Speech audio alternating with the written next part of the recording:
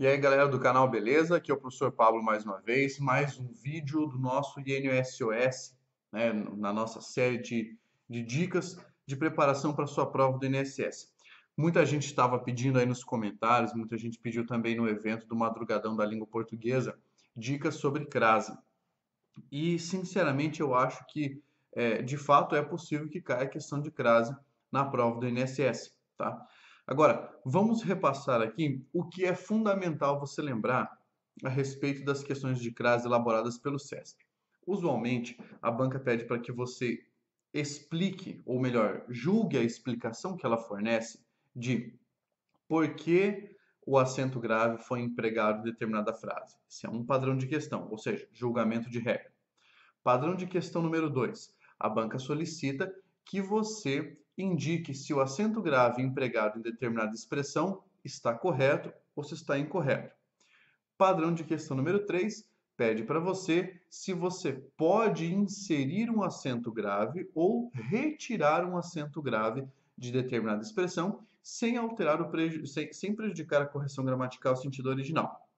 Padrão de questão número 4, reescrita de trecho do texto sem avisar para você que o acento grave foi inserido ou foi suprimido.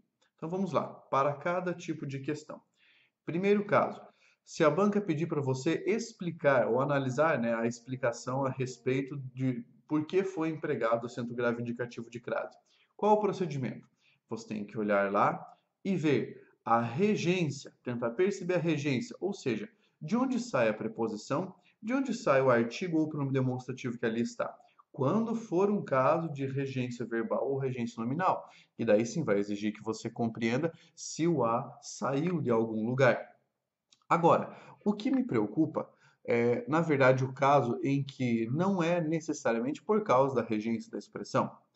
Por exemplo, quando nós temos uma sentença em que há locuções prepositivas ou locuções adverbiais com núcleo feminino.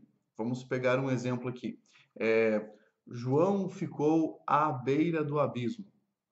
E daí a banca vai dizer para você que é em razão da regência do verbo ficar. E não é, porque o verbo ficar não exige a preposição.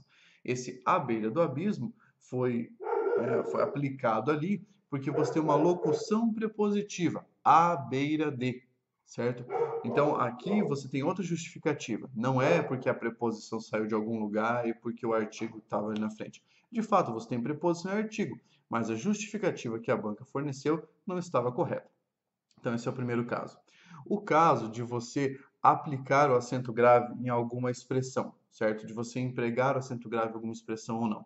Veja bem, as regras de crase, né, as regras de emprego do acento grave indicativo de crase já estão positivadas. Todas elas estão ali e você precisa memorizar.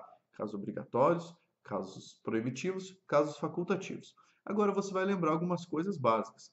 Por exemplo, a banca escreveu: é preciso levar a cabo. E diz para você que é possível inserir um acento grave indicativo de crase na expressão a cabo. Não, não dá. Por quê? Porque a palavra cabo é uma palavra masculina, certo?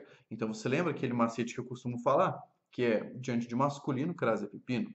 A menos que seja uma expressão à moda de, o que não vai ser o caso. Tá? Então, aqui, cuidado. Porque quando a banca pedir para inserir um acento, você vai ficar de olho em algumas regras básicas. Por exemplo, se o A estiver no singular e a palavra da frente estiver no plural. Lembra? A no singular, palavra no plural, crase nem a pau. Por exemplo, o conceito é relativo a políticas públicas. Não pode ter acento grave. Mas se ela dissesse é relativo às políticas públicas, aí teria o acento grave.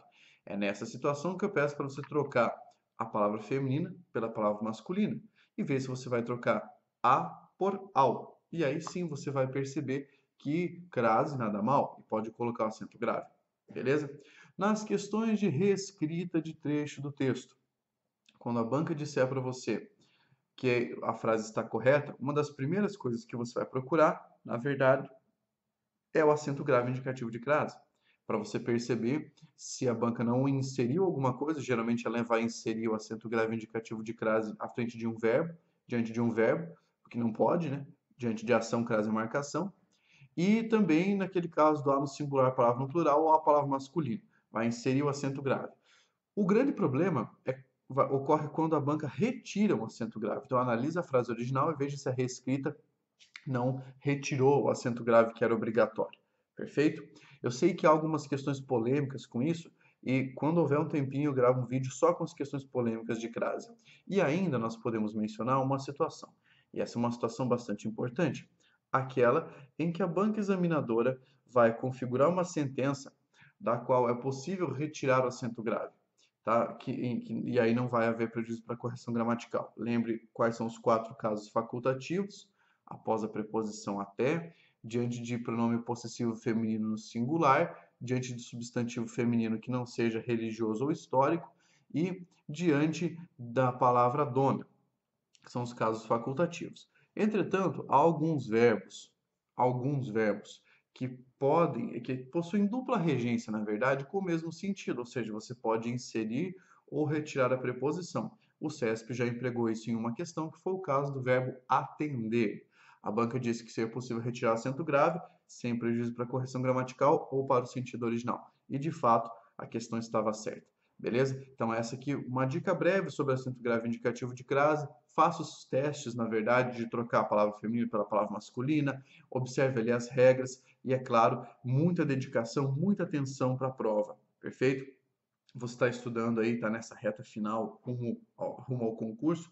Tem que ter concentração, tem que ficar de olho ali para você não errar. Maravilha? Então, eu espero que você tenha entendido. Dicas breves é o nosso INSOS, videozinho diário até o dia da prova, para que você consiga aí ter um bom desempenho.